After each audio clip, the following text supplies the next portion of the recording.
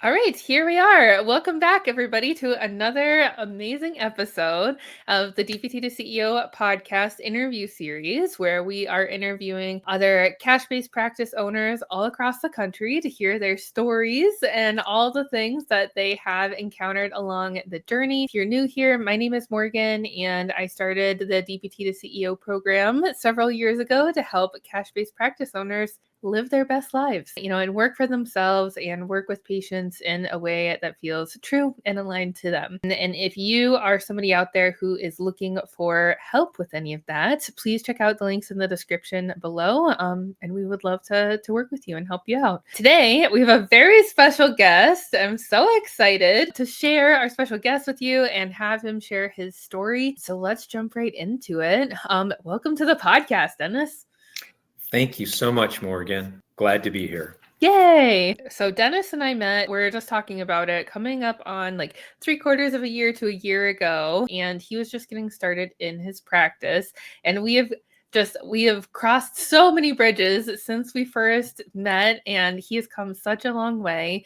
So, Dennis, if you don't mind, can you tell us a little bit more about you? And let's just go into your lore and talk about your story. So I have been a PT for 37 years. And I was cruising along in my life and in my physical therapy practice, doing all realm of PT, from sports med, sniffs. Then I went into home health, and then very recently was back in acute. So before I met Morgan, I was involved in a pretty bad car wreck that ended up with a bad concussion and then required rotator cuff repair, and of course the herniated discs and all. And so the prolonged recovery ended up having me terminated from my acute care job and left me with,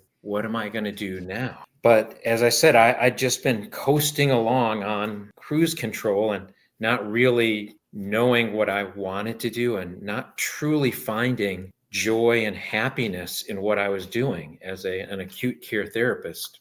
And I felt like as I analyzed it more, I found that I was more of a glorified air traffic controller, just telling these patients where to go. They're going to be in a sniff, or they're going to go home, or they're going to go to outpatient. So I finding this niche in this practice of being a cash-based PT had so much attraction and draw to me. And I can say now, as I look back, that I found my true passion, my joy, my happiness in doing what I love to do. And that is treat patients the way I want to treat them. Mm-hmm. And using as I often allude to, as my particular set of skills, like Liam Neeson in Taken. Yeah. Fans. So yes, I wasn't able to truly utilize those particular skills until now. And I love doing what I'm doing, getting these patients better quickly, and they're returning back to playing pickleball soon. And then I see their results, and they tell me of their results of moving up in ladder tournaments or playing without pain in their knees or elbows. So yes, it is. It's extremely fulfilling now for me. So yes, I can say that I'm finding this happiness, my true self-actualization that I didn't know I could really find without searching for myself. And that's how I came upon you, Morgan. And then meeting Sam too, who has been an amazing coach. She even encouraged me to put myself together here with my logo and really representing myself out in the community of pickleballers. That's been my journey so far, and it's still evolving, still growing. I call it sprouting with my clientele. So I'm still doing some of the home health, and I'm using that mobile experience. But I just, again, love being out amongst my pickleball community members and playing with them, engaging with them. And as the confidence has grown because of what you've been teaching me, Morgan, and Sam, of course, have been bringing me along. So yes, that's my journey so far. Hey, thank you for sharing that, Dennis. And I know it's hard to say, like, tell us about like the whole past like year or two, like in a nutshell, because like it really has been, it's been both like a very long time and a very short period of time that, like you've done so much. And it sounds like, like we have talked at great length about where you were in, I think, the end of 2023, like just in life and like what things were Mhm. going on, and then getting started with your business. It sounds like something just like clicked for you, and I'd love to, if you're up for it, like have you share a little bit more in detail about that with our listeners. Things were changing in your life. They weren't, the way that you wanted them to be, like personally or professionally. And like something just finally clicked for you where like you made the decision to go all in on yourself and start a business. Can you tell us a little bit more about like what like the final like catalyst was and what that experience was like for you? The news again of being terminated Mm-hmm. because I was, I guess, considered damaged goods. I didn't I felt like I was rejected, and Mm-hmm. then just being able to I wanted to respond in a in a negative like sorry for myself kind of way, and yet being a person of faith and recognizing that I'm not alone, and that there've been the two seemingly strongest, I guess, Bible verses that come to mind were Jeremiah 29:11. If those of you that are Christians and read the Bible, but it's, for I know the plans that I have for you, plans to prosper you and not to harm you, plans to give you hope and a future. And then, in some of these other, as I've listened to different podcasts and yours in particular, there was another verse that came to mind on really it was about that mindset of manifesting. And it goes with this Bible verse in Matthew 21:22. And it goes like, if you believe in yourself, you will receive everything that you ask for in prayer. So those two verses and that new, renewed finding of belief in myself. And that I realized that, yes, I thought I was confident in myself and my skills, but there was this other part of, again, just not realizing who I was until I had to spend time alone. Before I joined you, Morgan, I was seeking counseling because of the concussion and the Mm-hmm. areas that I knew from the brain, and my neurologist telling me, Dennis, you're gonna likely suffer from depression and anxiety, and you need to go to a counselor. I was like, really? What for?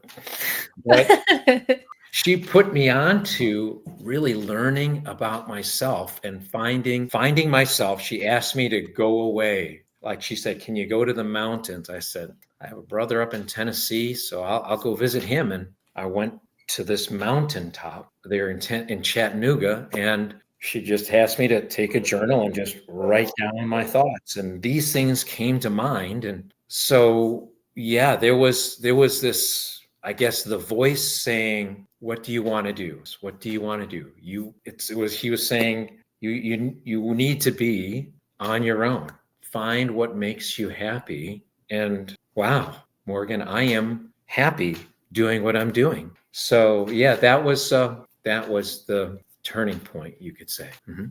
Yeah. Well, thank you so much for sharing that, Dennis. Like I think that's a really powerful story to share, because like a lot of the people listening to this are at a very similar like place in their life. Like whatever might be happening for them, like they like might be in a totally different situation, but they're probably feeling like a lot of how you felt, like a little over a year ago, where like you're in a spot where just like some kind of external factor is there, and like you basically are faced with two choices. Like you said, you can either wallow in self-pity, be very negative about it, and let yourself kind of like get sucked into that spiral, or like you have the option to do something about it. Even if you're not 100% sure what it is or what that looks like, you can make a choice to give yourself the permission to get to know yourself and figure out what it is like that you really want and try it out. Because I feel like in a way that's the only choice available to Yeah. you. If you let yourself go down more of the negative route of things, like Mhm. you're no longer really going to be living your life. Like your life is just going to be kind of happening to you, but you do have the power to take like an active role in your life and figure out what you can control, what new adventures you can take yourself on, and just really like getting to know yourself and be an active participant Mm. in your life. So I feel like that's it's such a strong story to share with people. Thanks, Morgan. You'd also put me on this route. I can't say I've been much of a reader per se. When I joined you, you gave me this long list of reading material, and she was like, "You need to read this and this." I was like, "Oh, yeah, okay." So I started listening to these books. I'd find them, Mhm. on audiobooks, and I would listen to them while I'm just tinkering around the house. Just so much great knowledge and information about really finding yourself and how to gain this new confidence. It led me to even more reading, more Mhm. discovery and improvement of who I am. And it's like, oh, goodness, wow. I guess you can say, as a baby boomer, which I am, I was, that mantra of don't express your feelings, hold Mm. everything down and don't rock the boat, etc. And so I wasn't really in touch with my feelings and emotions. But now, with this new expansion of reading and understanding of myself, it's like, wow, now I can really relate and read a lot of my patients now that I was like, oh, kind of poo-pooing them along. It's like, oh, toughen up, come on, what's the matter with you? Now there's like a new level that I'm understanding, because you brought me on the checking the vibration. Now Mm. Mhm. I can sense people's vibration and whether I can truly vibe with them. So it's like, oh, that's what Morgan said. Huh. Yeah, yeah. Tell our listeners a little bit more about that. How do you vibe check people, Dennis? What does that mean to you? Ooh. So I think that there's almost with this new knowledge of my emotional side, there's this energy that I give off. People can sense that I'm open, that I'm receptive, and that I know how to listen to them. And then things just seem to open up, and they're able to relate and share, because because I've been through what I've been through with the Mhm. rotator cuff, with the herniated discs, with concussion, and even having a hip replacement. Wow. A lot of these clients, especially my mature ones, playing pickleball, they can understand me and I can understand them and where they've come from. And so, yes, I guess that's sort of that vibrational match, that energy match that I'm finding. And those are the clients that I've been able to pick up. But I'm learning to open up to even more of the clientele. Yeah. See, okay, that one I know I'm probably not going to be able to close a sale on, or that one you know, the whole thing about reading about sales and marketing, I am Mhm.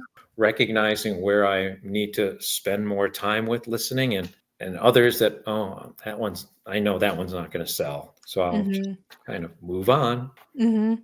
Yeah, so it sounds like like one, you kind of use like vibes just in all your conversations with everybody, to like you yourself give off like a good energy and make yourself available for people who are seeking care. Like it sounds like you try really hard to make yourself like a safe space for other people so that they know they can come to you and ask for help. And then the other thing that's, like you and I have talked about a lot, and so like for our listeners out there, we talk a lot in this program about when you are going to work with patients, and like when you're just kind of in a stage where you're talking to like a prospect or a potential patient, feeling out the vibe is really important, like making sure that you and the person in front of you are on the same page and everything feels okay, it feels aligned, and it would be like a good fit to work together is a really important part, I think, of like both sales and then offering high quality services.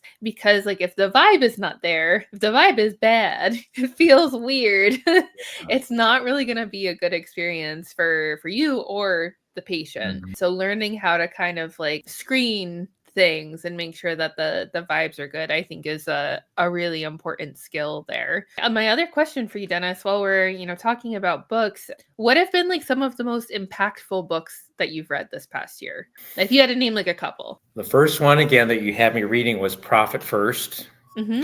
And then there's a couple of sales books. Mm-hmm. But then it led me again down another road. The one that I've read lately that has been so beneficial was The Success Principles.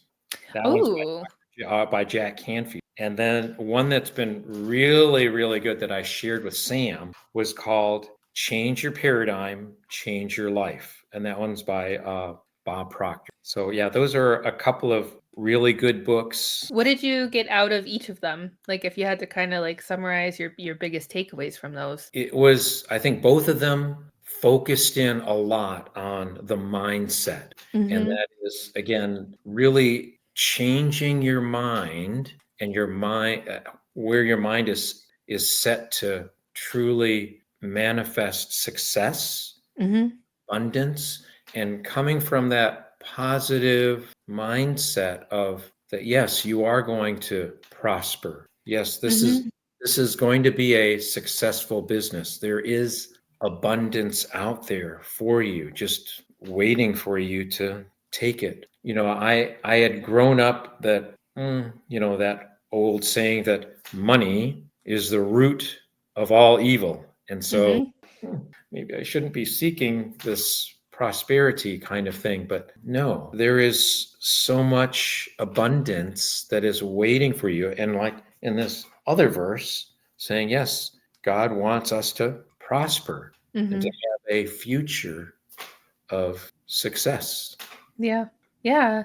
What advice, I guess, do you have for somebody who might be feeling like they're stuck in more of a scarcity mindset? I feel for you. Have been there, and it's also, and having been married to one that also has that scarcity mindset, it's been a journey of again realizing who I am. Really, what is had to change for me was, yes, flipping that switch of learning that I am good enough, that Mm-hmm. I do deserve this. Mm-hmm. And yes, again, you're not alone. There's abundance for us everywhere. And it's changing that mindset to truly manifest success. Wow. Yeah. I wish I could say it a little more eloquently, but No, I think that all like makes sense. It sounds like to me that the advice is like number one, you have to make like the I guess like manual choice that you're going to choose the abundance, followed by like the second part would be to start to like put in the work. And like that can be like a whole other podcast episode in and of itself, like slash yes. course on what like the work really Mhm. entails. But I think it kind of comes with like whatever it is going to take to change your mindset. And I know like you and I have talked about like we journal, right? And like I Mhm. think like journaling's really powerful, Oh, and the concept of making the choice to respond to circumstances rather than react, yes. that's a pretty powerful like habit and mindset shift. Yes.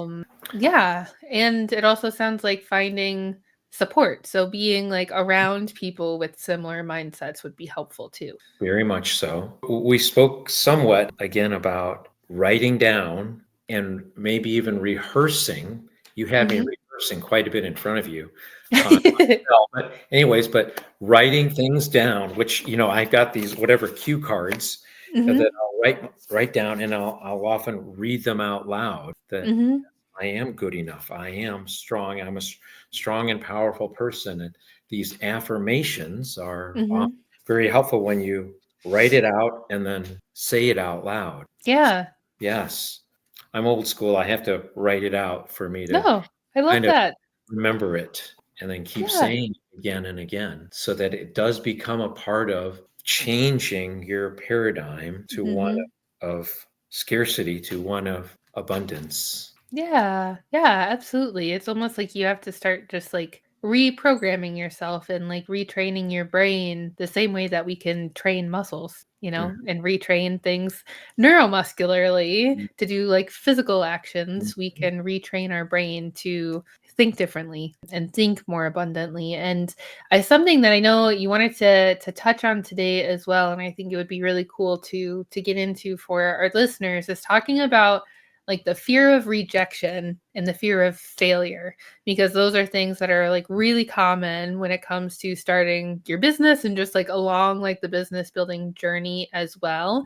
And I feel like it would pair really nicely with this concept of manifestation and abundance that we're talking about. So, like, I guess, can you tell us a little bit more about like your experience with the fear of rejection and how like some of this mindset work has helped you with that? Yes, that has been something that's plagued me, is this fear of rejection, even as a youngster, as a teenager, just asking out girls for a date. Mm-hmm.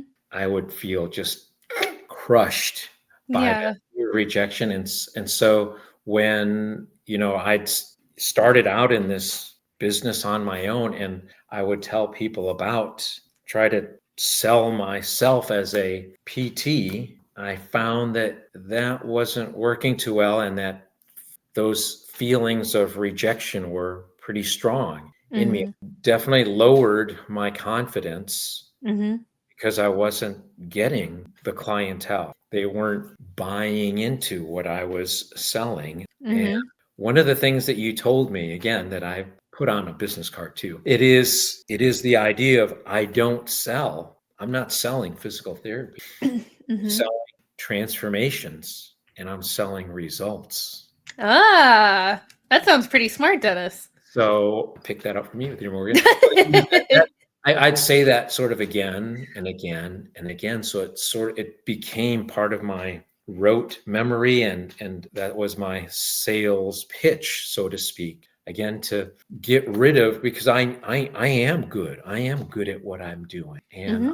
get results, and I do get transformations, and I see it. I can document it, and so the repetition of seeing and hearing and seeing those results happening has brought on this renewed confidence and this manifestation, because the mindset had changed. Mm-hmm. So it's hard to do, because there were dark days back when I wasn't able to sell, and I was still hurting in the shoulder and not really good at pickleball. And it took time. It took Mm-hmm. repetition. It took a lot of extra reading and studying, and then incorporating a coach, two really good coaches, and incorporating that accountability and that, I guess, the encouragement to keep pushing forward and moving forward, because it would just be easy to just say, this isn't working. Maybe I better just get a job. But thank you, Morgan and Sam, Yeah. Shout out Sam. pushing me to keep keeping on, Mm-hmm. and the results will happen, and they're happening now. Mm-hmm. And again, I just am grateful. Part of what before I go to bed, I say, okay, I'm grateful for my coaches, or I'm grateful for, my family, etc. Yeah. So that just helps me keep the energy going. And I hope that answers your question, Morgan. Yeah, yeah. It sounds like two big things I think, that I picked up from that was like one, and like I love to talk about this because I think like when a lot of PTs, a lot of clinicians like get into business, a common phrase that's tossed around a lot is like I need to learn how to sell myself. Or like I don't know how to sell myself. And I've never liked that. It's always like rubbed me the wrong way because like you were saying, it's not in this business, I think in any service based business, it's never Dennis selling Dennis or Morgan trying to sell Morgan. It's either of us selling a solution to a problem. And like when you think about it, like you are trying to sell yourself, it puts so much pressure on you, I think, to try to like defend yourself like as a person. And then any kind of like quote unquote rejection that happens, it ends up feeling like a self-worth attack, and like Mhm. that's like such a hard place to be in because the reality is like you're going to get told no a lot, or ghosted a lot, and it just like it is what it is. But when you like learn this new concept of we're not selling ourselves, we're learning how to sell a solution to a problem, we're selling the product, the service, whatever it is, not ourselves. I know for me, like that feels so much better in my body because I can maintain boundaries and understand that like my self-worth is separate from like the value that people see of the service that we're offering. Oh, Does that make sense? for sure, Morgan. I guess that other thing that you told me from your coaching was that these priorities in scheduling myself so that Mm, I'll have time for myself, things that are important to me. And that was hard at first because I was used to having someone put together a schedule and I go see these patients and okay, end of the day. But getting myself structured and disciplined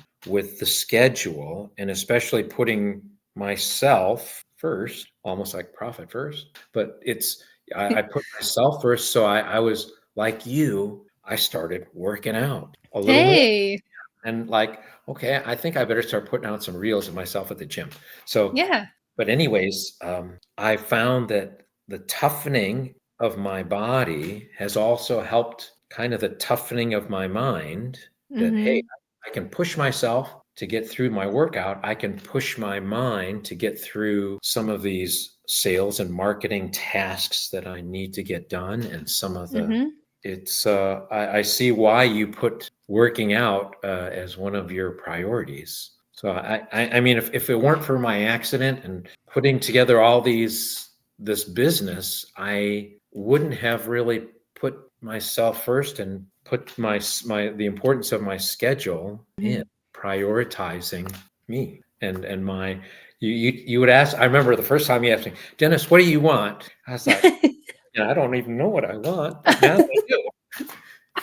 So it's Hey. it's been revelational having you and Sam. So Yeah, I mean, like, how beautiful and like wonderful of a thing, Dennis, that like through the process of like making the decision to do something new for yourself by starting a business and actually committing to it, for like as we talked about, like we're coming up on a year here quick. Like, yeah, you've built a business. You're the pickleball physio in your area, which is like super cool.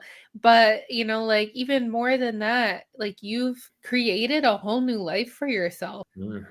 oh yes, it's I like the new me. It's like yeah, I was sort of kind of denying myself, Mhm. but now I feel like I am more of myself in this new business. I have more to bring to the party, so to speak. Oh my gosh, Dennis, I love that.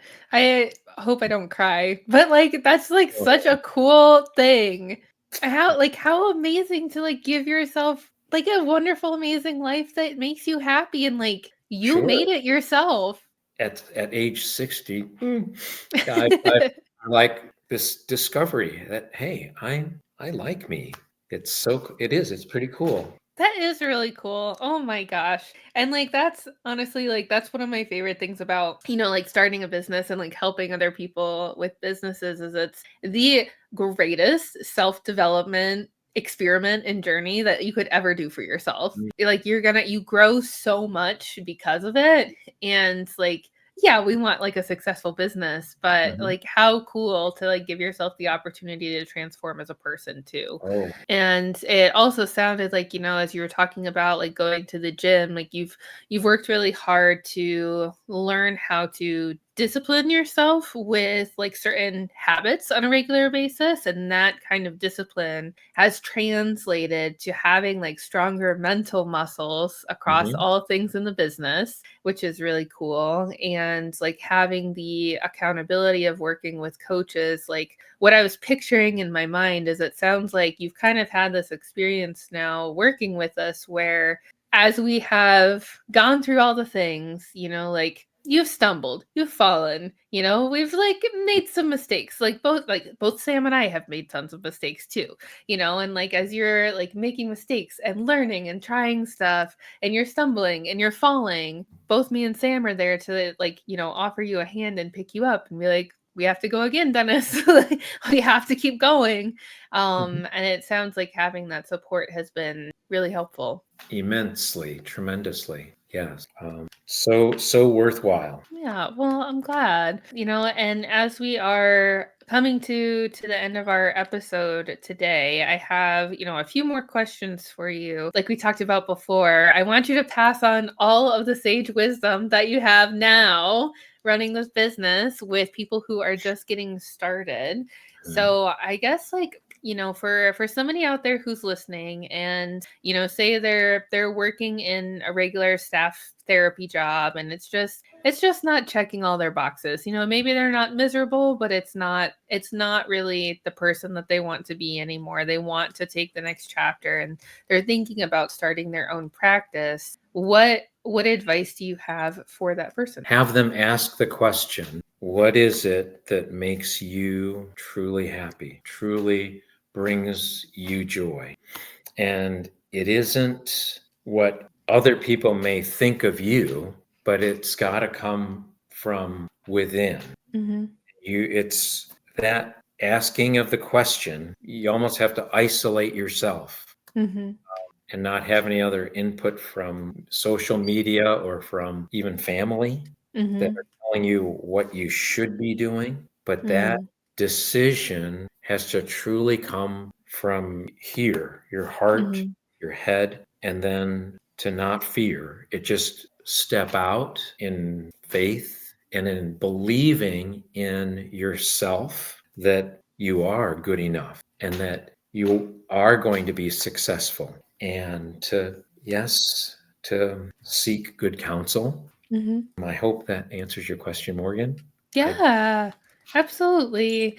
It sounds like you really want to encourage people to give themselves the time and space to think and like give yourself permission to like trust your own decision making. Yes, yes, absolutely. Yeah. And then just a couple more questions. This just it's rapid fire because we could talk about this forever. But what advice do you have for new practice owners who are wondering, how do I find my own clients? Again, that niche, finding out again what truly you are passionate and joyful doing, Mm-hmm. and then doing that and surrounding yourself in that community Mm-hmm. of individuals. I'll just say for my own community of pickleballers, I started off as a sort of a beginner and not really that good at it. Mm-hmm. But as I continued to join in, this community is very welcoming. And I think this is so true in other realms, that you will find where that niche is, and that community is very welcoming and needs you and your expertise as the movement specialists. And in order to excel at your sport or your activity, we as PTs, we are the go-to professionals that can provide you with the solutions. We're the problem solvers, and yeah, Mm-hmm. we we're the ones that provide the transformations and the results. Yes, we are. Absolutely. Yeah. So, like, if we're, like, we're just wondering about finding our clients, it sounds like, and I totally agree with you on this. Finding something that you yourself enjoy doing is really important. Then you can go and immerse yourself in the community and just get to know other people who are in that community. And at the same time, be brave in embracing who you are and the knowledge and experience that you have, because you have a lot to offer. And just Mhm. because, like, it, maybe feels second nature to you, doesn't mean that everybody else around you knows all this stuff. And there's a lot that we can do to help other people. So it'll be scary, and it'll take practice and everything, but just putting yourself out there is going to help you move in the right direction to get the business off the ground. Yes, it will. Again, the confidence has been building in me. I can again firmly believe in myself and believe in the experience of people, coaches who've done it successfully in the past and know the roadmap. And I'm just simply also following this successful roadmap. Yes, get yourself a good coach. The final advice on this podcast. Dennis, do you know any coaches you'd recommend? I would recommend Morgan Meese and Dr. Stevens. Yeah, absolutely. Well, yeah, thank you so much for all of this advice here tonight, Dennis. I know we talked about a lot of different mindset things, and I know that, at least speaking from experience, when I first started my business, I really only wanted to talk strategy and tactics on stuff all the time. I didn't want to mess with any of the mindset stuff because I thought it was so boring, but like Mm, ultimately it really is going to be like the driving factor in carrying your business into years into the future mhm. as things change. And so as we're wrapping up here, can you just hit us again with a quick one-liner of what your business is, and also where can people find you online? I am the owner of Aguila Pickleball Physio, and you can find me on Instagram at Aguila Pickleball PT. And I have a website called, it's my initials, thepickleballphysio.com. Awesome. Yay. Well, thank you so much for sharing, Dennis. Really appreciate you being here. And like, I know that there are people out there that this is going to really, really resonate with, all of the mindset information. So yeah, thank you everybody for listening and tuning in to another amazing interview episode with a fabulous and successful pickleball physio. And if you are looking for any help, please definitely check out the links in the description. Dennis's links will be down there as well, and you can check out a little bit more about his practice. And otherwise, we'll see you on the next interview. And Dennis, thank you again so much for being here. It has been a pleasure. Absolutely. All right. Well, we will let you guys go, and we'll see you on the next one.